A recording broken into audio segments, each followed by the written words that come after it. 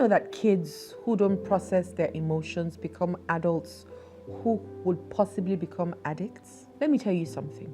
A lot of wahala has happened with us as children, And sometimes when I sit down to think about it, I'm like, didn't we have some of this knowledge then? But I guess as knowledge is becoming bigger, we are learning better. As science is becoming more savvy, and technology is coming into, we're learning some things more. I'm sure some people or some doctors and psychologists said some of these things in those days, but it's like people weren't listening more. They weren't as popular as they are now. If as a child, and most of us as children, we're not allowed to express our anger. A child's ice cream falls, you say, why? And the child starts to cry, and you say, why are you crying? It's just an ice cream. It's just like if somebody bashes your car and someone says, why are you crying? It's just a car. It's the same emotion. But you think your car is more important because it's a big thing. But that ice cream to that child is a huge deal. Then you tell the child, suck it up, especially if it's now a boy. Big boys don't cry. Meanwhile, the boy is hurting that his ice cream just fell down. And you say, suck it up, stop crying, it's just an ice cream, get away. Go and have to do something else. And the child says, will you buy me another ice cream? You say, no, I'm not buying you another ice cream. And then the child starts to think, okay, my parents cannot handle my emotions. And this is in also different ways. The child is crying, you screamed at the child or something and the child is crying, or the child falls down and you say it's good for you. Next time you look where you're going. That's what we say to our children, at least some of us, right? You say, oh, you would almost be sarcastic, and you would even rub it more in so that it will hurt them more. And so they start to learn that, oh, I've got to numb my emotions. There are children who started smoking at age 4 or 5, who started drinking because their mothers or fathers drank. So when they see that, oh, when mommy drinks, she's passed out on the chair, she doesn't have to deal with anything. Oh, that means alcohol is what I need. Maybe whenever I drink this cough mixture, I just feel chilled. My friends would say, laid back. I'm like, are you really laid back? Right? So we started to learn how to numb our emotions as children. You can't feel angry. You can't feel regret. You can't feel like I don't want to share. Oh, that's a big one. You tell the child you must share. And this child wants to eat her chin-chin by herself. She doesn't want to give it to anybody. But you force the child to share it with somebody. Sometimes it's even you. And I used to do it. I'll say, please, can I have some biscuit? My daughter will say, no, I don't want to share. I say, okay, tomorrow when you ask me for biscuit, I won't give you. And I'm sure some of you are laughing as you're watching this video because we all do it. Now I call it witchcraft. That's manipulation. They don't want to give you. Leave them to eat their biscuits in peace. The fact that you bought it with them doesn't mean they need to give to you. Let them give it to you willingly. Let them know that I have a choice to say no. And that's why a lot of children are being molested. A lot of children at age 4, 5, they have started to play mommy and daddy with their friends. Because they're looking for outlets to feel seen, to feel validated. And so an uncle will come and meet a 7-year-old and say, come and do this for me. Don't worry, I'll buy you biscuit. And he will rub her on the back and say, you're such a beautiful child. This child that has been longing for daddy and mommy to say you're a beautiful child for the last 6 years, and she never heard it. Now uncle is telling her how beautiful she is, and all he's saying is, come and stroke me. She would do it in a heartbeat. Because now she's being seen, or he's being seen, because it happens to men too. So we're teaching our children, don't process your emotions. And then the children are thinking, okay, because my parents cannot handle it, I'm going to numb it. And what then happens? They start eating. Because when I eat, I feel better. They start drinking. When I drink, I feel better. They start smoking. When I smoke, I feel better. Then it moves to weed. When I smoke weed, I feel better. Now it moves to cocaine. Some people is sports, hard sports, where they will come back battered, their whole hand, their face, they are beating them because that's what numbs them. Some people is their phones. You're consistently on your phone looking at other people's pages and living vicariously through them. Some people is shopping. I used to be like that, let me not even lie. When I lived in London, every Saturday when I finish my class, I will go to the supermarket, I will go to the shops and buy clothes for the next week. So I will shop for Sunday, for church, Monday, Tuesday, Wednesday, Thursday, Friday. And I will do it unfailingly every Saturday. Once I get back from school, get into the high street, I'm going to the shops because I have to buy clothes for the next week. So every day of the week, I'm cutting a new tag. That's how bad it was.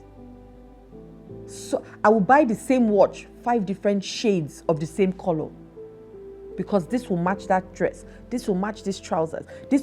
I will buy the same color shoe in 4 different shades. High, as I'm buying high, I'm buying low, because after a while, the high heel will become uncomfortable and I need to step into the flat ones, and it has to blend.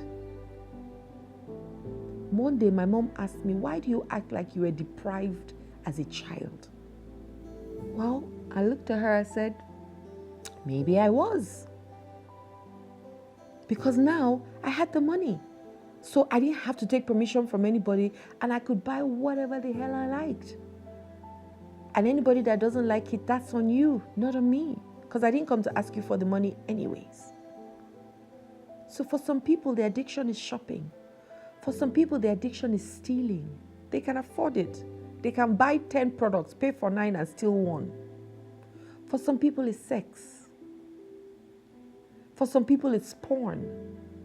For some people, it's masturbation. It comes in all shapes and sizes and all forms, because an addiction is something that takes you away from, I didn't add this. For some people, it's work. They are workaholics. They'll tell you, my work is my life. My work is my husband. Or my work is my wife. Every other thing comes after. Work first. Because that's the only way they're able to numb their feelings. Only way. And an addiction, I was saying, is anything that takes you from a place of pain to a place of pleasure. That's what an addiction is. You have told your mind, this thing that I'm about to do is going to take the pain away. And your mind is saying, let's go there. Let's go. Because your mind is your best PA. It's your best confidant. It doesn't want you to be in pain at all. At all. For some people, it's fighting. Physical fights. Because by the time you beat them, and they can't fight, they will just want you to beat them. When you beat them, they can now go and lie down. And at least now they can focus on the pain rather than focusing on the real problem. So let us allow our children. If your children are angry, I'm going to teach you something. If you see your children showing emotions in any way. One day my daughter came back home and said she felt she was being bullied in school. I said, so what did you do? She said that she spoke to someone. The person said, if they bully you, bully them back. I said, that's not great advice. Because you'll find bullies everywhere in the world. I said, but a bully is hurting. And hurt people. So when anybody bullies you, the first thing you say to them is, do you want to hurt me? Or do you know that thing you're doing is hurting me? The person will stop in their track and say, sometimes really, I didn't know it was hurting you. Sometimes they want to hurt you, so they'll say, yes, I know it's hurting you. For the ones that say, no, then tell them then stop, please. Because that thing is hurting me. And the ones that are really, who did it innocently will stop it. But the ones that really want to hurt you, if they say yes, you have options. One of the options is that you can stand up, carry your plate, and walk away. She said, but if I walk away, would they not see me as weak? I said, some people die in the fight. Some people fight, do not fight at all, and they wait to see another day. Which one is stronger? And she looked at me, she said, waiting to see another day. I said, then that is where strength is. Because if two mad people are fighting, if one mad person and one sane person is fighting, who would they say is mad? Both of them. So you have options. You can stand up and walk away. She said, what if the person follows me? I said, keep walking.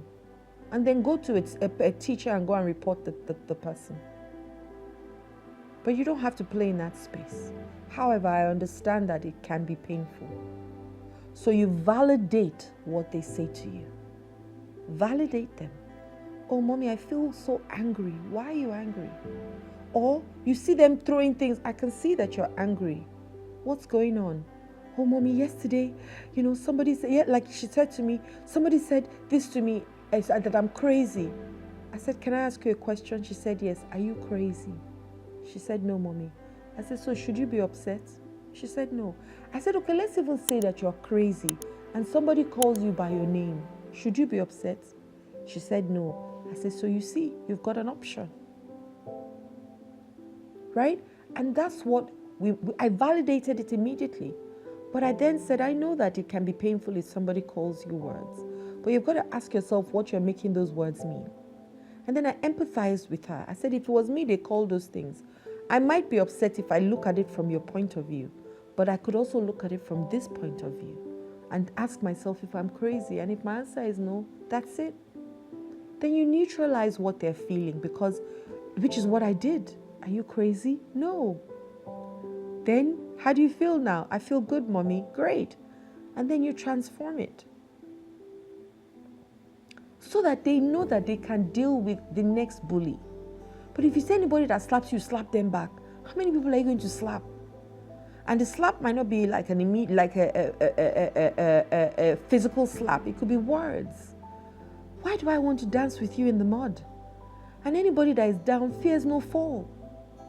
So you've got nothing to lose. Why do I want to spend time with somebody who's got nothing to lose? Allow your children, please. So many children are suffering today. So many. Because they're incapable of dealing with their emotions. They don't know what to do with it. And every time they share it with you, because you haven't regulated your own emotions, you cannot help them regulate theirs. So please get help. Seek help.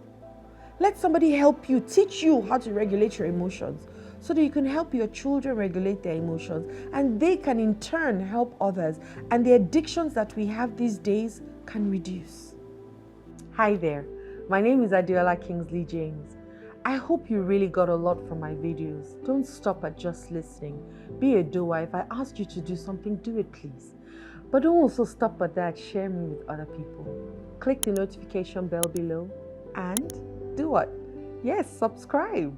And then remind yourself every time my new videos come out so that you can watch them and you can learn from them. I really, really, really honor you. Have a wonderful day. Love and light.